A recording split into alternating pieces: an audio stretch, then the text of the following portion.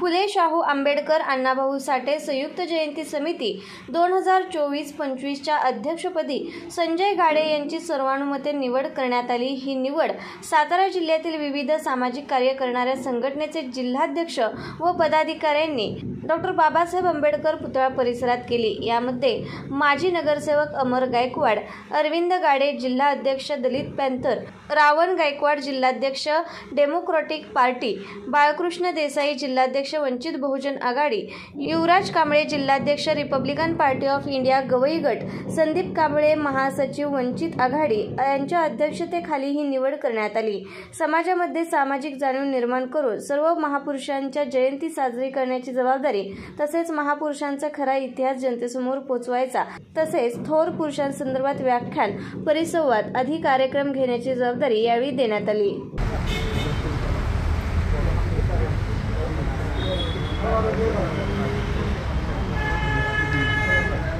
सगळे शांत राहणार की किती स्नेह क्रांतिकारी जय भीम। खरं म्हटलं तर हे सगळं अनपेक्षित घडलं आणि एक मनाला सुखद धक्का देऊन जात असताना एक जबाबदारीची, हक्कानी कर्तव्याची जाणीव करून दिली। खरं म्हटलं तर या गोष्टीला मी कॅपेबल आहे की नाही, मी पात्र आहे की नाही, ही साशंकता माझ्याच मनात निर्माण झालेली आहे। त्यांनी जबाबदारी बारकी नाही। राजकीय पक्ष संघटना चालवणं हा पार्ट वेगळा असतो। ते वेगवेगळ्या पक्ष संघटना एकत्र घेऊन, छोटी मोठी मंडळं एकत्र घेऊन, पक्ष संघटना गट एकत्र घेऊन बाबासाहेबांच्या जयंतीचा, क्रांतिज्योतीच्या जयंतीची अध्यक्षपदाची धोरण सांभाळून मार्गक्रमण करणं खरं म्हटलं तर हा तारेवरची कसरत आहे असे मी मानतो। कारण या ठिकाणी आपल्या हातून कुणाचा उपमार्ग तर होणार नाही ना, याची पूर्णपणे काळजी आणि जबाबदारी घेणं गरजेचं असतं। कामाच्या व्यापात हातून जाणते अजाणतेपणे दादा चुका होऊन जातात आणि नेमकं त्या गोष्टीला विपर्यास होतो। गत वर्षाच्या कार्यकाळाला आपण जिल्हाध्यक्ष म्हणून निवडले, कमिटीचे अध्यक्षपद निवडलं, पण खरं म्हटलं तर त्यावरती ठिकाणी मला करायची आवश्यकता असं वाटत नाही। मात्र मी सुद्धा एखाद्या एका पक्षाचा जिल्हाध्यक्ष आहे। या ठिकाणी युवराज कांबळे साहेब आहेत, किंवा आपले गरुड आहेत, ऋषिकेश आहेत, सतीश आहेत, शाहीर फरांदे आहेत, अरविंद गाडे आहेत, अमर गायकवाड दादा, सगळ्या विविध पक्ष संघटनेची काम करत असताना दादांनी उल्लेख केला की त्याच्या अगोदर आपण माळी समाजाचे म्हणून शाहीर फरांदेला आपण कमिटीचं अध्यक्षपद केलं होतं। खरं म्हणलं तरी चांगली बाब आहे। किमान बाबासाहेब आंबेडकर, महात्मा ज्योतिबा फुले आणि साहित्यरत्न लोकशाहीर अण्णाभाऊ साठे किंवा इतर महापुरुषांच्या जयंतीचं अध्यक्षपद एका विशिष्ट जातीकडे ठेवून महापुरुषांना जातीच्या चौकटीत बंदोबस्त करण्याचा जो अलिखित नियम होता तो तोडला गेला आणि सगळ्यांना एकत्र घेऊन जयंती मार्गक्रमण करायची म्हणून माळी समाजाची असली तरी शाहीर फरांदेंना त्या संयुक्त महोत्सव समितीचं अध्यक्षपद घोषित केलं होतं। आज मला आवर्जून सांगायचं आहे, या ठिकाणी फक्त बौद्ध आणि मातंग समाजाचेच पदाधिकारी मी दादा मिटिंगला उपस्थित नाही, तर या ठिकाणी जसे माळी समाजाचे आमचे ज्येष्ठ मार्गदर्शक शाहीर फरांदे आहेत, तसे या बैठकीला 96 कोळी मराठा पण म्हणतो। ते 96 कोळी मराठा दीपक जामदार तुमच्या शेजारी बसलाय। दीपक जामदार सुद्धा 96 कोळी मराठा या जयंती कमिटीच्या मिटिंगला उपस्थित आहे। त्यांच्यासोबत अगदी ओबीसी संघटनेचे असतील, मग ते किशोरभाऊ धुमाळ, मग ते बौद्ध नाहीत, मातंग नाहीत, जोशी समाजाचे आहेत, तरी सुद्धा ते या बैठकीला उपस्थित आहे। सगळ्यांची अपेक्षा एकच की बाबासाहेबांची जयंती आणि महापुरुषांची जयंती तेवढ्याच ताकदीने झाली पाहिजे।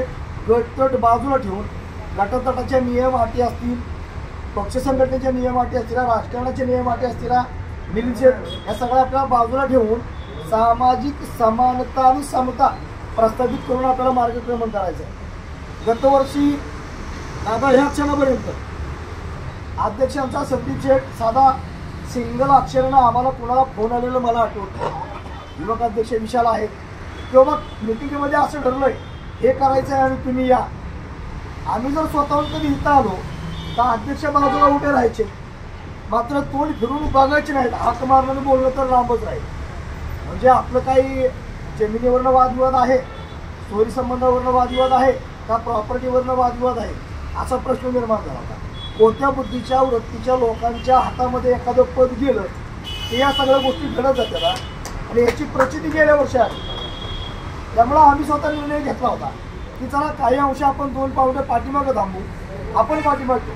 पीपल्स रिपब्लिकन पार्टीचे जिल्हाध्यक्ष युवराज बापू म्हणून काम करलेले आहे, DPIचे जिल्हाध्यक्ष म्हणून ऋषिकेश काम करलेले आहे नाही का, किंवा ती बुद्धिस्ट सोसायटी ऑफ इंडियाचे आपल्या अरुणपोळ भाऊ आहे. म्हणजे वेगवेगळ्या पक्ष संघटनेचे काम करत असताना सुद्धा आपण बाबासाहेबांची लेकरं शिवरायांचे मावळे म्हणून एकत्र येतो. यावेळेला तुम्हा सगळ्यांनीच अगदी या मिटिंगचे अध्यक्ष अरुणभाऊ पोळे यांच्या अध्यक्षतेखाली डॉक्टर बाबासाहेब आंबेडकर संयुक्त जयंती महोत्सव 2024-25च्या अध्यक्षपदी माझी निवड केली. खरं म्हटलं तर मी आपला आभार 100% मानणार नाही. आभार मानल्यानंतर विचाराची दरी निर्माण होईल. एका खेडेगावातून मी इथं येतोय आणि बाबासाहेबांची मुवमेंट हाताळण्याचा प्रयत्न करतो. मात्र तुम्ही शहरातल्या लोकांनी सुद्धा अगदी हृदयापासून माझ्यावरती प्रेम केलं आणि जिल्हाध्यक्ष म्हणजे या कमिटीचं अध्यक्षपद मला भाग केलं.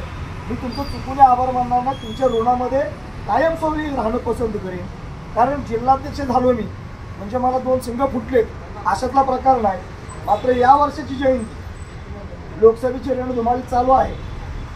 लोकसभेचा सातारा जिल्ह्यातनं उमेदवार म्हणून मी जवळजवळ 2 महिन्यापासून तयारी केलेली आहे. माझी प्रचार यंत्रणा अगदी कराडपासून खंडाळ्यापर्यंत आणि इकडं कोरेगावपासून महाबळेश्वरपर्यंत माझे 2 राऊंड झाले. आता 3रा राऊंड चालू आहे.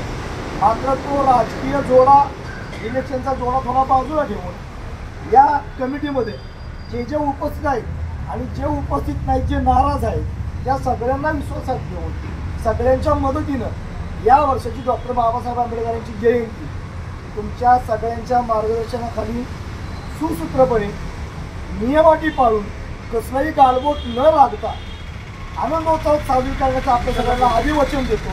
आणि आपण सगळ्यांनी जो माझ्यावरती विश्वास टाकला आहे त्या विश्वासाला कुठेही तडा जाणार नाही.